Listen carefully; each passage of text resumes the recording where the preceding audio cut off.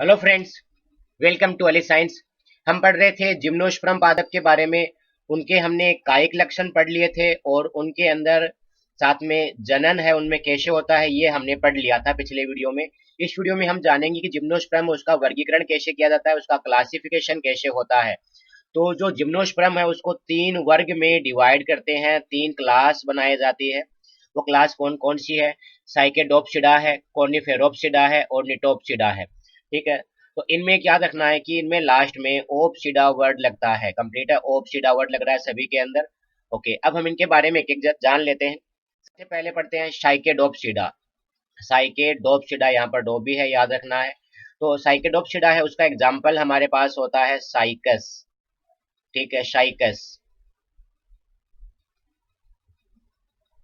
Okay, तो देखो आपको ये सजावटी पादप के रूप में काम आता है। ऐसा पादप आपने कभी बाग बाग में, किसी हॉस्पिटल में इनमें देखा होगा।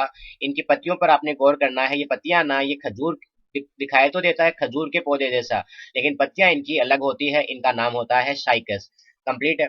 इन साइकस के अंदर क्या होता है, ये लंबी पत्तियां पाई जाती है खजूर के समान, लेकिन ये अशाखित होता है। इनका तना है ये शाखित नहीं होता, ये याद रखना है।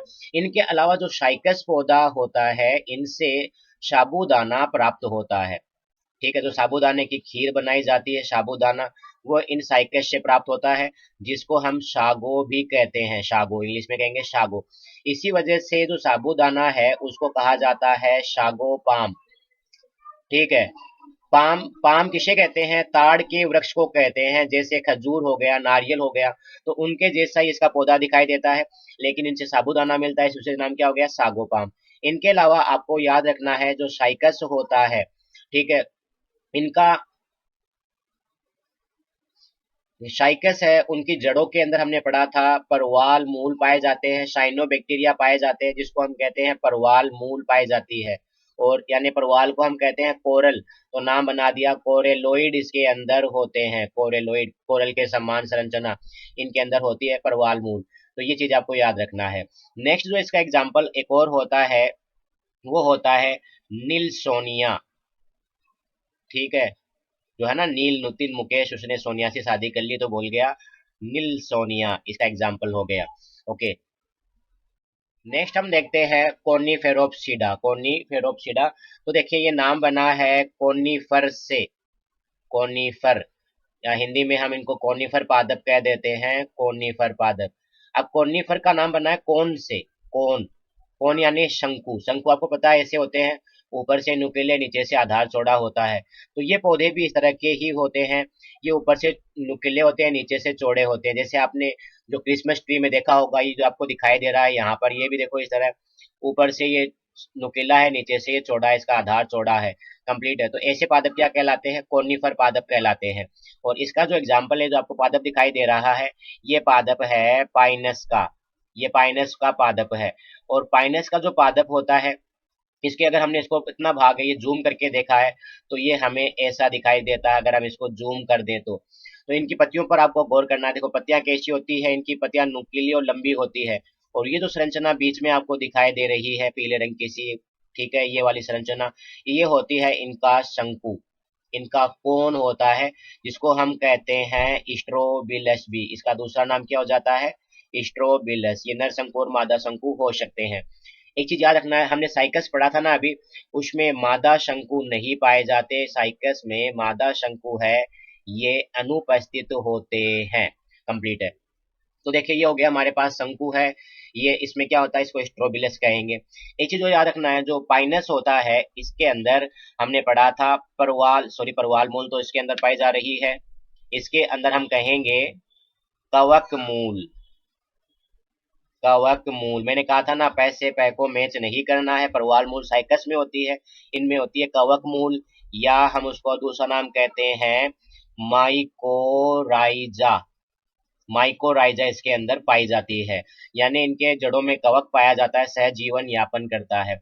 इनके अलावा पाइनस है, उनसे चिलगोजा मिलता है। अब चिलगोजा क्या है? तो जो आपको स्क्रीन पे दिखाई दे रहे हैं, ये सब होते हैं क्या? चिलगोजा है। ये पाइनस से हमें प्राप्त होता है। ठीक है, ये किससे प्राप्त हो रहे हैं? पाइनस से। अब ये है क्या चीज है? ये खाने की चीज है जिसको हम कहते हैं सूखा मेवा है, ये ड्राई फ्रूट है, शेखा नहीं सॉरी, सूखा मेवा जो होते हैं, ड्राई फ्रूट्स होते हैं उनके अंदर आते हैं, जैसे बादाम है, अखरोट है, काजू है, पिस्ता है, उनके अंदर ये भी आते हैं। अगर ये नहीं खाए हुए हैं, आप खाना चाहते हो, तो इनका लिंक है, अमेजन का जो लिंक है वो आप डिस्क्रिप्शन में डाल दूंगा, आप मंगा कर खा लेना है। ठीक है, ये किन से मिलते हैं? ये पाइनस वाले पादप से प्राप्त होते हैं। इनके अलावा कोनिफर प्लांट का और एक उदाहरण, पहला तो पाइनस हो गया हमारे पास उदाहरण, ठीक है। दूसरा उदाहरण इसका होता है सीड्रस, ये भी कॉनिफर पादप में ही आता है।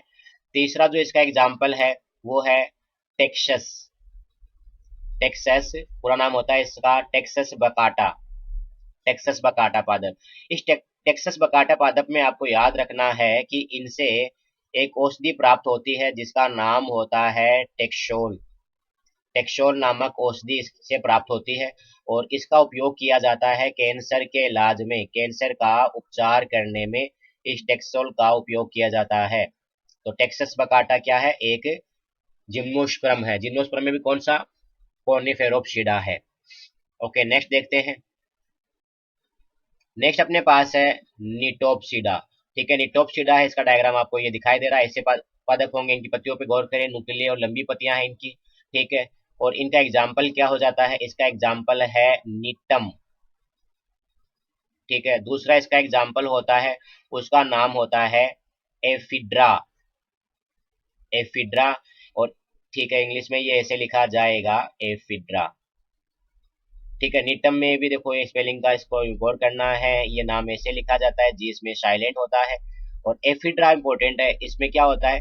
इससे एफिड्रीन नामक औषधि प्राप्त होती है, एफिड्रीन औषधि, और उसका उपयोग होता है श्वसन संबंधी जो विकार होते हैं, जैसे दमा है, अस्थमा जिसको हम कहते हैं, या खांसी है, उनके उपचार में एफिड्रीन का उपयोग होता है। इनके अलावा इसका एक एग्जाम्पल और लिख लें, वो है वेल विस्चिया, वेल विश किया। जैसे हम इसको ऐसे याद कर सकते हैं, किसी को हमने वेल विश किया है, तो वेल विश किया इसका नाम हो गया। तो ये सब एग्जाम्पल हो गए हमारे पास जिम्नोस्पर्म के। जिम्नोस्पर्म के हमने कौन कौन से भाग पढ़ लिए? एक हो गया हमारे पास साइकेडोप्सिडा, दूसरा हो गया कोनिफेरोप्सिडा और निटोप्सिडा। तो इस वीडियो में इतना ही, धन्यवाद। वीडियो को लाइक कर दें, सब्सक्राइब कर दें, और कमेंट नहीं किया तो कमेंट कर दें। Thank you very much.